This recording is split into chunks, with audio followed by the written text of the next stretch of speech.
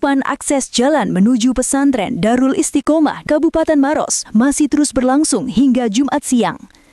Dari pantauan di lokasi, sejumlah petugas keamanan berjaga ketat di pintu masuk pesantren. Setiap pengendara yang melintas dihentikan dan diperiksa, hanya mereka yang mengantongi izin yang diperbolehkan masuk. Sementara itu, belasan personel Polres Maros masih bersiaga di depan gerbang untuk mengantisipasi situasi yang kian memanas. Penutupan jalan ini sudah berlangsung sejak Kamis pukul 11 WITA. Dampaknya pun meluas.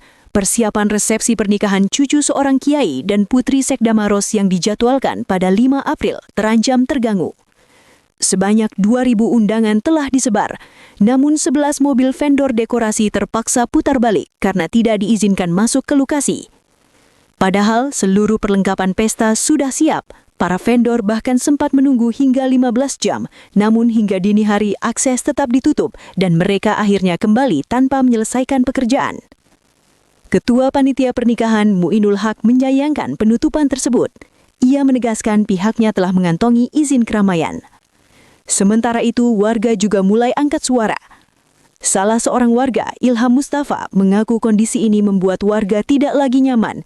Ia menyebut, kini warga harus meminta izin bahkan hanya untuk memperbaiki rumah. Menurutnya, aturan itu memberatkan, apalagi sebagian warga tinggal di kawasan tersebut secara turun-temurun. Ilham juga menyoroti kewajiban pemasangan pelang di rumah warga yang memicu polemik. Salah satu tulisan yang dipersoalkan adalah bukan warisan. Ia menegaskan hal itu menyakitkan karena rumah yang ditempatinya merupakan warisan orang tuanya. Penutupan akses ini disebut telah dirasakan warga sejak sekitar 1 tahun terakhir. Padahal, jalan tersebut diketahui merupakan akses umum berdasarkan keputusan pemerintah sejak tahun 2014. Warga berharap ada kejelasan dan solusi. Pasalnya, ribuan orang terdampak termasuk pelajar dan pengguna jalan yang harus memutar jauh. Hingga kini, belum ada keterangan resmi dari pihak yang menutup akses jalan. Sementara penutupan masih terus berlangsung di lokasi. Perwakilan warga Ki, seperti apa sih kondisi di pesantren yang jalannya ditutup itu? Ini kami berbicara dari sudut pandang warga, sebagai warga di dalam, artinya kami memang sudah merasa sudah tidak nyaman lagi berada di dalam pondok pesantren. Salah satu contohnya yang begitu kami rasakan itu ketika kami ingin membangun rumah, bukan membangun ya, memperbaiki lah. Nah ini kami harus meminta izin.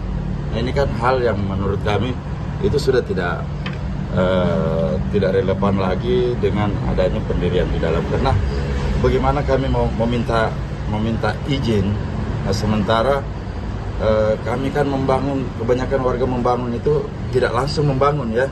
Mungkin hari ini ada duit, beli lagi. Nah ada beberapa aturan yang mereka jalankan, ini minta izin bukan melapor ya. Jadi ketika kita minta izin, dikasih izin, ya baru masuk. Kalau sekedar melapor, ya mungkin tidak ada masalah.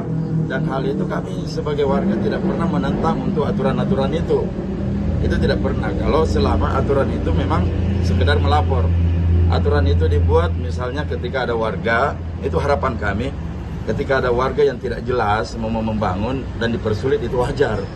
Tapi kalau macam kami ini yang sudah boleh dikata besar di situ, mereka tahu persis orang tua kami di situ, apalagi sebagai orang tua kami juga di situ sebagai salah satu donatur dulu. Nah, ketika kami dipersulit di sini, kami menarik kesimpulan bahwa adanya kami dipersulit seperti itu karena rumah kami tidak mau ditempeli plan. Itu yang kami rasakan. Karena kenapa kami tidak mau ditempeli plan itu? Ada tiga di situ narasi yang kami anggap itu sangat melukai. Satu, kami warga pesantren, itu oke. Karena memang kami warga pesantren. Kami sudah hijrah ke pesantren dari tahun sekian, bahkan dari kecil kami sudah di sini. Itu tidak bisa dipungkiri. Dan kami tidak masalah. Ketika cuma pelan itu ditempeli kami warga pesantren, oke. Tapi yang jadi permasalahan di sini ketika kami harus mengiyakan bahwa itu bukan warisan. Dan tidak boleh diperjualbelikan. Oke, kalau tidak boleh diperjualbelikan kami terima, karena kami memang tidak mau jual. Tapi kalau bukan warisan, artinya saya menganggap bahwa ini sudah bentuk intimidasi. Itu bukan warisan. Sementara saya tinggal di situ sampai detik ini karena warisan. Kan begitu. Nah itulah sehingga kami merasa bahwa di situ kami sudah merasa diintimidasi dengan adanya kejadian semalam. Itu salah satu sudah betul-betul sudah klimaks kalau kami anggap. Oke, kalau mereka bermasalah atau seperti apapun, semua permasalahan itu bisa dibicarakan sebagai orang pesantren, kan harusnya seperti itu. Nah ini malah tidak peduli lagi dengan kemacetan, mengganggu lalu lintas, bahkan orang yang tidak bersentuhan langsung dengan problem ini kena dampaknya. Pak, sudah berapa lama itu, Pak? Ya, Penutupan itu sudah berapa lama, Pak? Sudah lama, sudah kalau tidak salah sudah sekitar 1 tahun yang kami rasakan ini. Nah ada lagi yang kami rasakan kemarin waktu awal-awal penutupan itu, yang tidak mau menerima rumahnya ditempel itu seakan-akan dianggap tamu. Nah ini yang sangat meresahkan. Jadi harus mengisi buku tamu ya Pak? Iya. Pak, kalau status tanah, kalau status jalan itu sendiri Pak, sejauh ini? Setahu saya, kita kalau masalah status jalan kan sudah jelas ada dari pemerintahan bahwa itu jalan umum. Bukan berarti kami mau memperjuangkan itu dikatakan jalan umum. Ini kan artinya ini jelas. Ini dari pemerintah dan tidak bisa dibantah. Ada 3 poin di sini bahwa jalan masuk dari Jalan Poros Makassar Maros kilometer 25 ke Pondok Pesantren Darul Istiqamah lingkungan Sambotara, Kelurahan Bonto, Kecamatan Mande adalah merupakan jalan untuk umum. Ini kan jelas. Tapi dipelintir lagi bahwa kami memperjuangkan bahwa itu jalan umum supaya orang bebas masuk merokok, orang bebas masuk tidak pakai kerudung. Bukan itu maksudnya. Maksudnya kami di sini jalan umum bahwa jangan menganggap bahwa itu jalanmu, sehingga mempersulit walaupun bahan bangunan. Saya sedikit satu kasih ini. Saya pernah beli pasir karena toko bangunan tidak ada lagi yang melayani kami kalau tidak ada surat. Itu saya isi pakai mobil pribadi saya. Di skop naik, dihitung kubiknya di rumah, sampai di rumah kita skop lagi turun. Ini saya merasa sudah dizolimi. Itu bentuk kezaliman yang nyata. Nah disuruh tidak dipersulit.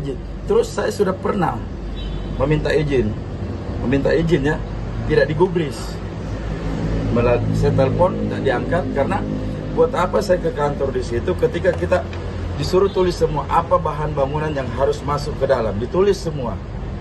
Oke, setelah ditulis ini dikirim ke seseorang yang ternyata setelah dikirim itu bukan juga dia pengambil keputusan, dikirim lagi ke